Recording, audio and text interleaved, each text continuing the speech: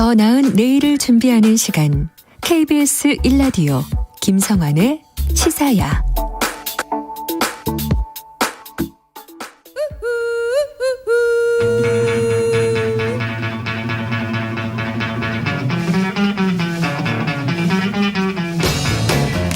정치인의 눈으로 여의도 국회 움직임을 통찰력 있게 꿰뚫어보는 시간입니다. 여의도 인사이트, 줄여서 여의도 인사인데요. 민주당 신경민 전 의원 자리하셨습니다. 안녕하세요. 네, 안녕하세요. 국민의힘 오신환 전 의원 나오셨습니다. 안녕하세요. 네, 안녕하세요. 네, 이 민주당 이재명 후보 얘기부터 좀 했으면 네. 좋겠는데요. 그동안에 원팀이 되겠느냐. 네. 근데 신 전 의원님께서는 약간 회의적인 입장을 많이 보내셨었어요. 아니, 뭐 형식적으로야 되죠. 아, 그러셨어요? 근데 이낙연 대표와 이낙연 전 대표하고 지난 주말 만났습니다. 만나서 네, 일요일이죠. 예, 찻집 회동하고 원팀 경선에 대한 우려가 좀 해소된 걸로 보시는지 의견을 먼저 듣고 싶습니다. 글쎄, 뭐 그건 이낙연 후보한테 일단 달려 있지 않았어요.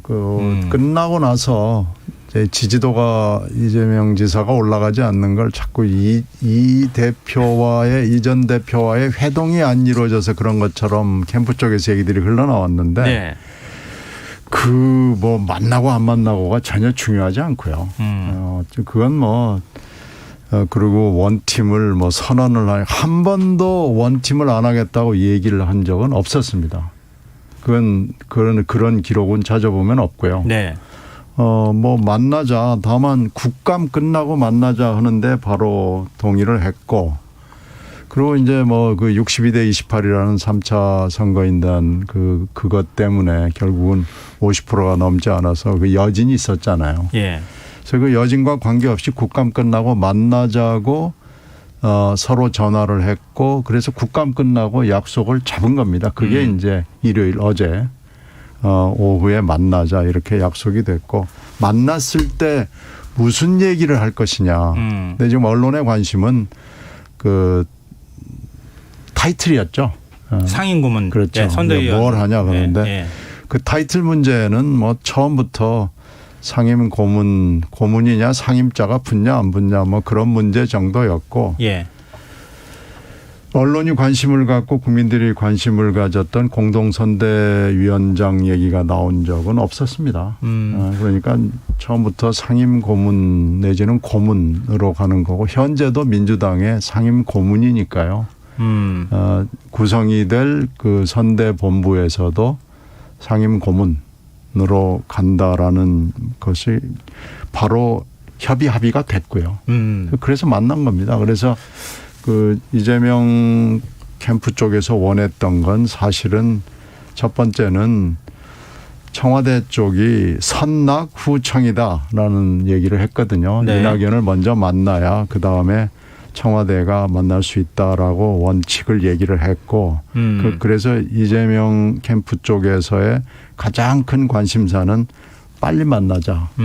그래야 선낙 후청이기 때문에 네네. 더군다나 청와대가 외국 순방 일정을 이미 상당히 오래전에 잡아놓은 상황이기 때문에 순방 일정을 고려하면은 잘못하면은 11월 중순에 만나게 되거든요. 그래서 그걸 피하자라는 것이 이재명 캠프 쪽에 가장 급한 어떻게 보면 민원 사항이었죠. 그래서 어제 만나게 된 겁니다. 근데 너무 쿨하게 말씀하세요. 이렇게 만났으면은 네. 이제 원팀 되는 겁니다. 이렇게 좀 얘기해 주셔야 되는 거 아닙니까? 근데 이제 원팀이 될 수 있느냐 없느냐는 전반적으로 그리고 전적으로 이재명 후보에게 달려 있습니다. 그건 그렇죠. 이재명 앞으로, 후보가 예. 극복해야 될 여러 가지 난관들이 있거든요. 그럼요. 네, 승자가 계속 손을 내밀겠죠. 그렇죠. 그래서 네. 그쪽에 달려 있는 거죠. 경선 뒤에 이제 하나가 된다는 것은 어쨌든 당의 공식적인 후보니까 네. 형태적으로는 원팀 지금 원팀을 넘어서 드림팀 얘기를 하고 있는데 네. 그럼 아무리 미사여구를 써도 마음을 서로 함께 합치지 않으면 사실은 그 시너지 확장이라는 것은 한계가 있죠. 특히 이제 현역 의원님들이나 당의 주요 당직자분들은 형식적으로 당연히 그 모양새를 띌 텐데 지지자들의 경우는 사실은 그건 좀 다른 문제잖아요. 네네. 예. 지금 뭐 이낙연 대표와 이재명 후보가 서로 손을 맞붙잡는다고 하더라도 네. 이낙연 후보를 지지했던 지지자들 중에 또 그 과정에서 한 30-40%가 이탈하겠다라고 분명히 계속 데이터상에 나와 있었잖아요. 네. 그분들의 마음을 이재명 후보가 어떤 방식으로든지 그것을 사지 않으면 하나가 되기는 어렵죠. 그러니까 지금 그 민주당의 공식 단일 후보가 됐음에도 불구하고 네. 여전히 박스권에 묶여서 그것이 확장되지 못하고 있는 지지율이 나오고 있잖아요. 그래서 저는 이제 시간이 물론 필요할 테고 또 이낙연 대표의 심정적인 부분들이 어느 정도까지 역할을 할 것인지 또 지지자들이 지금 어제 만났을 때도 한편에서는 지금 네. 뭐 결선 투표를 요구하면서 여전히 반발하고 있는 지지자들이 거리에 있잖아요. 네네. 그래서 이런 것들이 복합적으로 또 어떻게 마음을 나누면서 결합을 할 것이냐 이런 과제가 남아 있는 것 같아요. 신경민 전 의원님, 그럼 물론 이제 선대위 상임고문이라는 자리는 뭐 모셔가는 입장에서 당연히 또 그럴 수도 있을 거고요. 원팀 만드는 건 아무래도 승자가 손을 내밀어야 될 테니까요. 네. 근데 이낙연 전 대표를 열성적으로 지지했던 지지자들 마음을 좀 돌리게 하는 건 그건 이 전 대표의 역할이 좀 일부 필요하지 않겠습니까? 그러니까 그건요.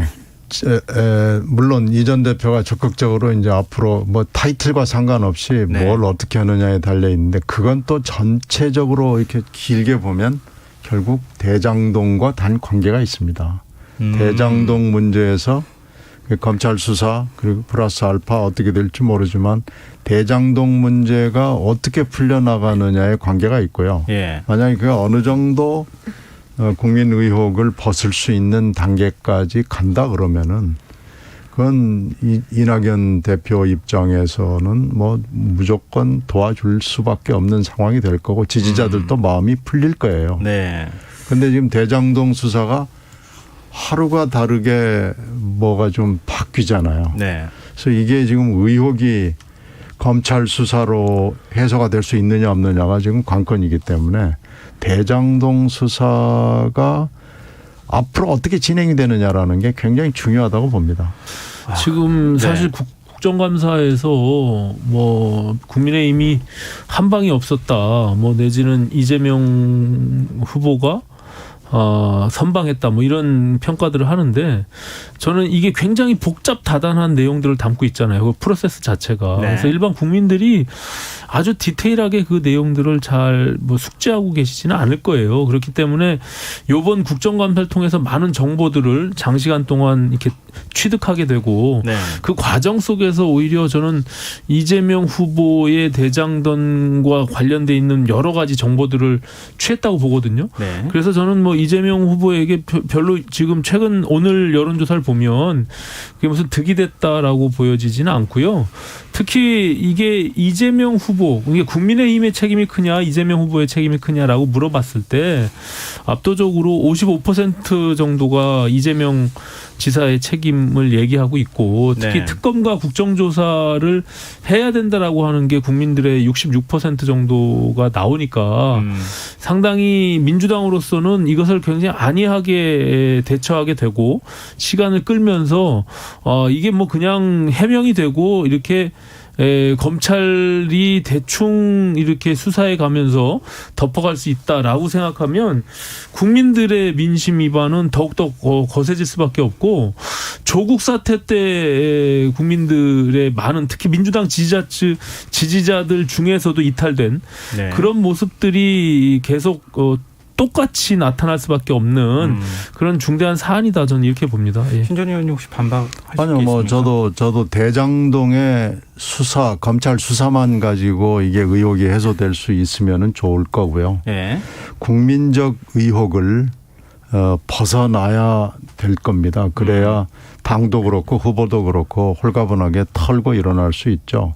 만약에 이게 좀 뜨뜻미지근하게 계속 이렇게 진행이 되면 점점 특검 요구가 처음에는 첫 조사를 할 무렵에는 50%가 좀 넘었는데 네. 지금은 벌써 10%를 훌쩍 더 넘어갔단 말이에요. 그래서 네.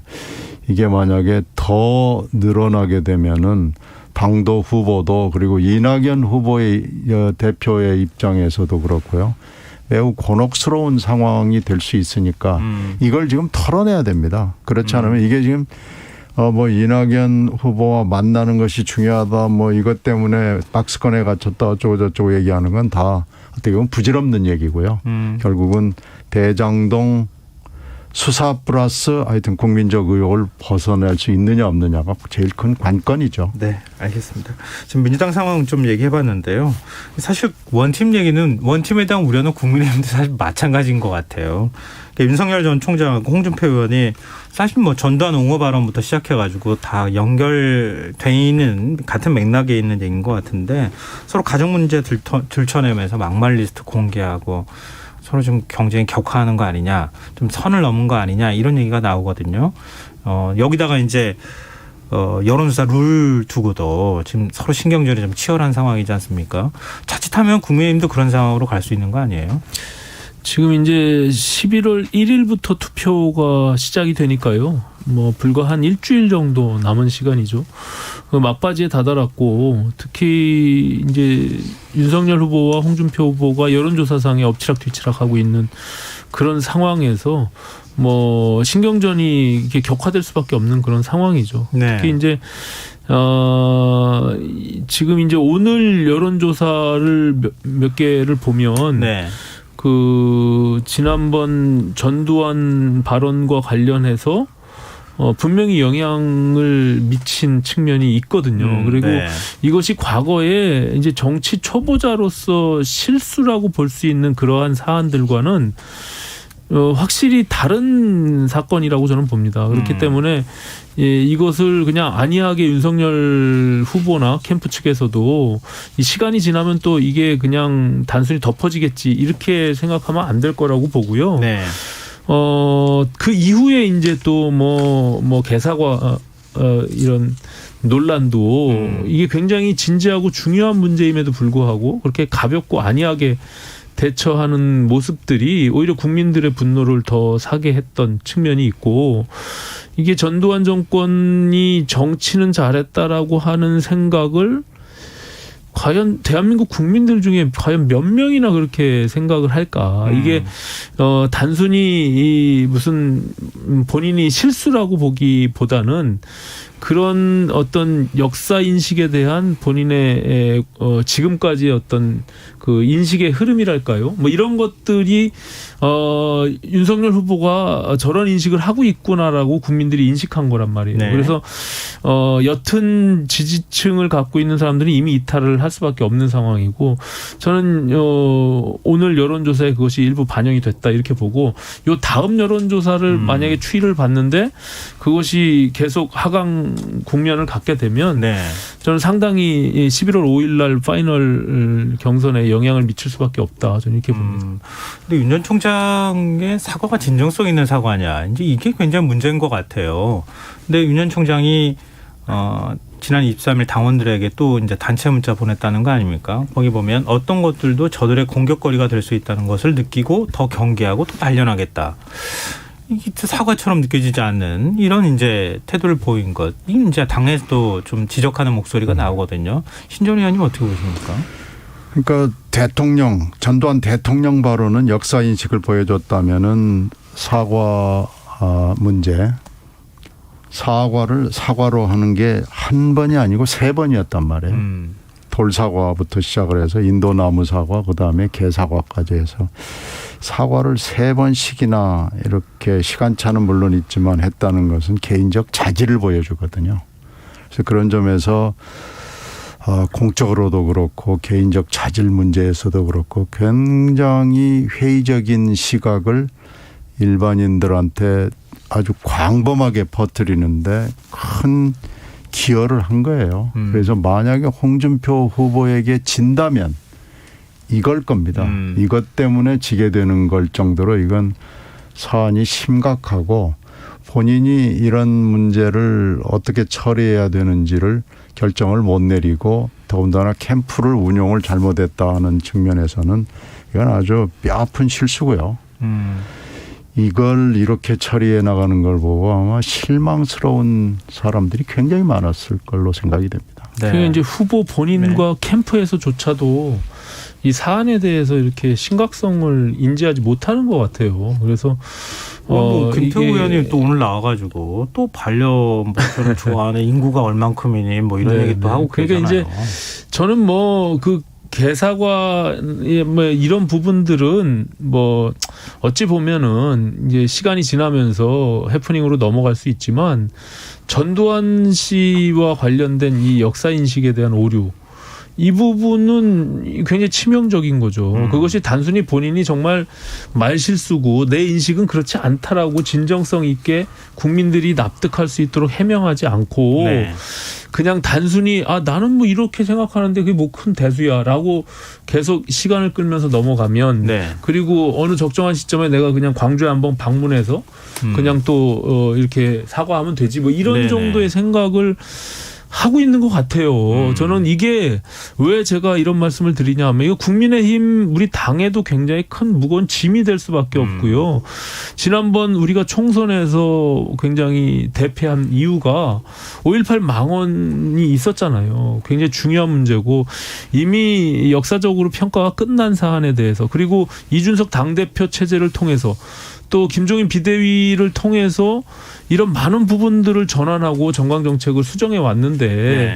다시 역사를 그 윤석열 후보라는 당에 입당한 지 얼마 되지도 않은 이런 후보가 그런 실수를 통해서 당을 거꾸로 역사를 뒤로 가져간다는 것은 당인의 한 사람으로서 저는 동의하기가 어려워요. 예. 그래서 이 부분은 빨리 하루빨리 바로잡아줬으면 좋겠다. 이게 뭐 다른 캠프에 있어서가 아니라 저는 굉장히 중요한 문제다 이렇게 생각합니다. 전두환 발언은요. 광주만의 문제가 절대 아니잖아요. 네. 이건 우리나라 현대사의 문제고 민주주의의 문제고 이러기 때문에 네.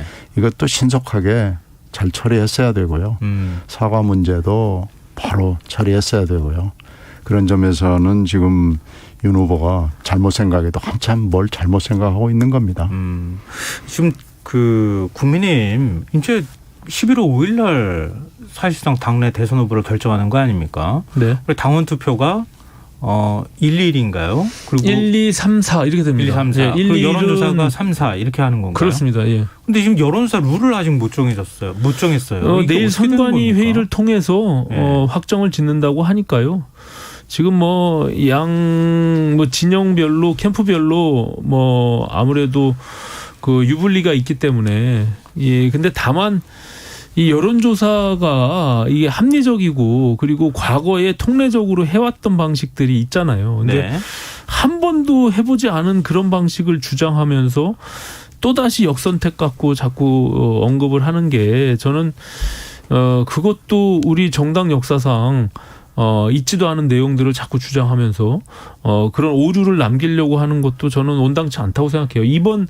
이번 대통령 선거만 우리 당의 경선이 있는 것은 아닐 거잖아요. 네. 그 이전에도 있었고 앞으로도 있어야 되는데 이런 불필요한 소모적인 논쟁들을 통해서 오류를 남기게 되면 향후의 경선에서도 이것이 영향을 미친단 말이죠. 네. 그래서 저는 이것 또한 굉장히 신중하게 결정해야 될 문제고 선거관리위원회가 단순히 지금 뭐 4명의 후보 중에 어떤 후보에게 유리할까 불리할까 이 부분을 보는 게 아니라 우리 당이 어떤 방향으로 나가야 되는지에 대한 중대한 결정으로 이걸 고심해 줬으면 좋겠다 이런 생각 같습니다. 근데 지금 크게 두 가지 방식으로 얘기하고 있잖아요. 네. 그러니까 이재명 지사하고 1대1로 각 후보별로 붙여가지고 제일 높게 나오는 후보를 정하자. 이게 이제 윤석열 캠프에서 이른바 주장하는 거고.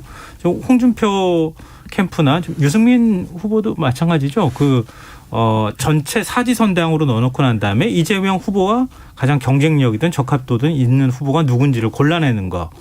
근데 이게 어떤 차이가 있는 겁니까? 유불리가 어떻게 갈리는 겁니까? 그러니까 지금 4번에 걸쳐서 1대1로 이걸 비교하게 되면 네. 일단은 그 변별력이 떨어지고 정당의 지지에 수렴되기 때문에 그것을 어떻게 100으로 환산을 해서 4명이 나눌 것인지 이게 한 번도 경험해보지 않은 그런 방식이기 때문에 네. 그것은 여론조사 전문가들도 어떤 방식으로 해야 되는지를 지금 판단을 못 하고 있는 거예요. 네.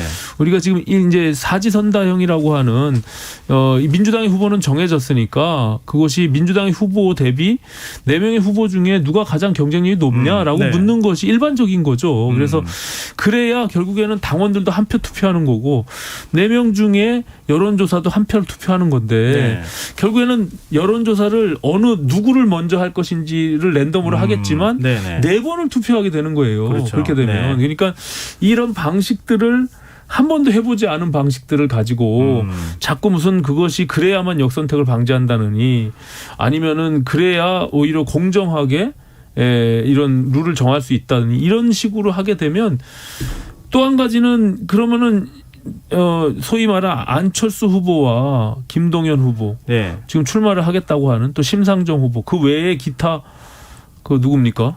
그 허경영 후보 예. 이런 분들까지 그럼 다 어떻게 늘 것인지 예 그런 것들이 지금 확정되지 않은 상황에서 계속 그 캠프별로 유불리만 따지고 있다면 저는 그것은 굉장히 큰 문제다 이렇게 생각합니다. 네, 알겠습니다. 신전 의원님 혹시 하실 말씀 없으시면 다음 주에 뭐 넘어가겠습니다. 없습니다. 네, 지금 여러분께서는 KBS 1라디오 김성환의 시사회와 함께하고 계십니다. 여의도 인싸 국민의힘 오신환 전 의원, 민주당 신경민 전 의원과 함께하고 있습니다.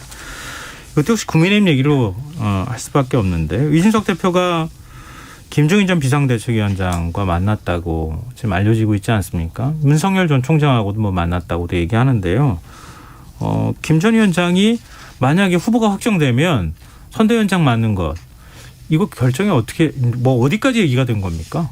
그거는 이제 이준석 대표도 초반에 이건 후보가 결정할 문제다라고 분명히 얘기를 했거든요. 그런데 이제 이준석 대표는 김종인 위원장의 경험이나 정무적 감각이나 이런 것들을 신뢰하고 있기 때문에 어쨌든 당의 선거를 진두지휘해 줬으면 좋겠다 이런 생각을 갖고 있는 것이고요. 네. 다만 이것이 후보가 확정이 되면 그 후보의 결정이 가장 중요하겠죠. 당의 이제 그 선대위를 꾸리는 거니까. 그런데 김종인 위원장님의 입장에서는 지금 윤석열 후보가 될지 또 홍준표 후보가 될지 아직 모르는 상황에서 덜컥 뭐 당대표가 이걸 요청한다고 해서 그걸 받아들일 수도 없는 거고. 그러니까는 좀 11월 5일 날 결정이 되면 추후에 충분히 그걸 판단해서 결정하겠다. 그리고 또 그 후보가 요청을 해야지 만약에 홍준표 후보와는 지금 관계가 굉장히 껄끄럽잖아요. 홍준표 후보는 절대 원하지 않을 거예요. 홍준표 후보는 뭐 요청도 안 할 뿐만 아니라 근데 지금 이준석 대표가 요청한다고 해서 했다가 만약 홍준표 후보가 당의 후보가 되면 나는 내가 후보인데 나는 원치 않는다 그러면 그거 얼마나 웃기는 꼴이 됩니까?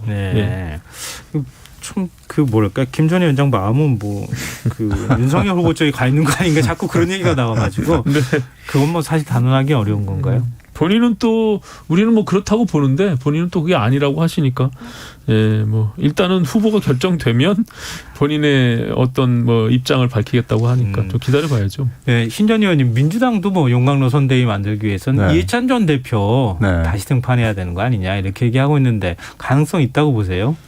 뭐 이재명 지사하고 뭐 굉장히 친밀한 관계를 유지했고 이제 이해찬 전 대표가 말로는 자기는 아니라고 그러는데 그쪽 캠프의 일원으로서 또 저하장으로서 역할을 해왔다는 건 그건 공개된 비밀이거든요.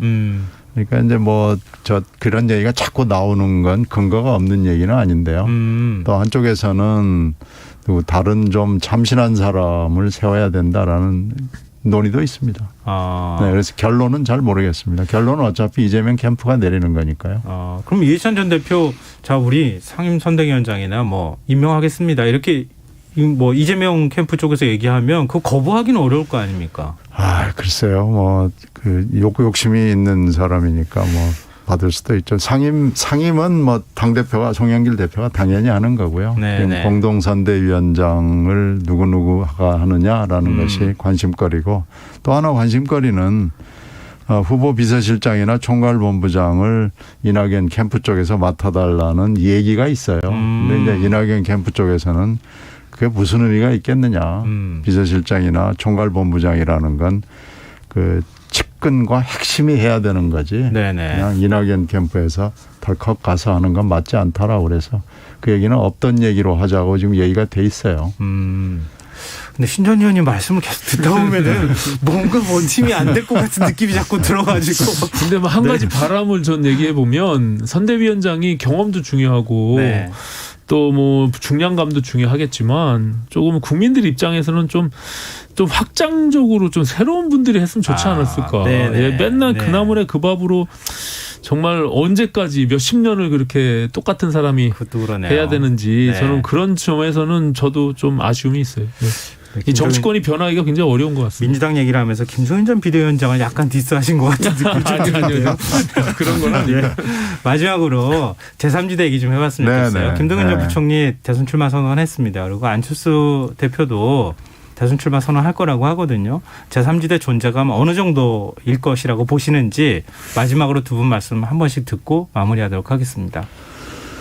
뭐 파괴력을 갖고 있지는 물론 않지만요. 이번에 캐스팅 보트까지는 아니지만 하여튼 상당한 역할을 할 수는 있을 거예요. 그래서 그렇게 따지면은 이 지금 현재 거론되는 게 김동연, 안철수 그리고 심상정 후보는 이미 확정이 돼 있는 거죠. 네. 그래서 이 세 분의 총합이 얼마나 될 것인가가 아마 관전 포인트 중에 하나입니다. 완주를 다 하는 조건에서 지금 말씀을 드리는 거예요. 지금 네네. 완주를 못하지 않느냐라고 얘기하는 분들도 있기 때문에요. 세 분이 완주할 경우에 과연 10% 이상을 넘어서서 20%에 육박을 할 것이냐. 그건 굉장히 중요한 포인트라고 생각하고요. 지금 정치 불신의 문제도 있고 또 하나는 이번 대선이 누가 잘하나 누가 더 좋은가를 뽑는 후보가 아니고 반대가 될 경우가 있거든요. 네네. 그래서 그것이 아마 관전 포인트라고 봅니다. 네, 이번 고신한 선거는 저는 네. 진영 대 진영의 아주 치열한 싸움이 될 거라고 보고요. 중간지대가 열리기는 쉽지 않다 이렇게 생각합니다. 다만 네.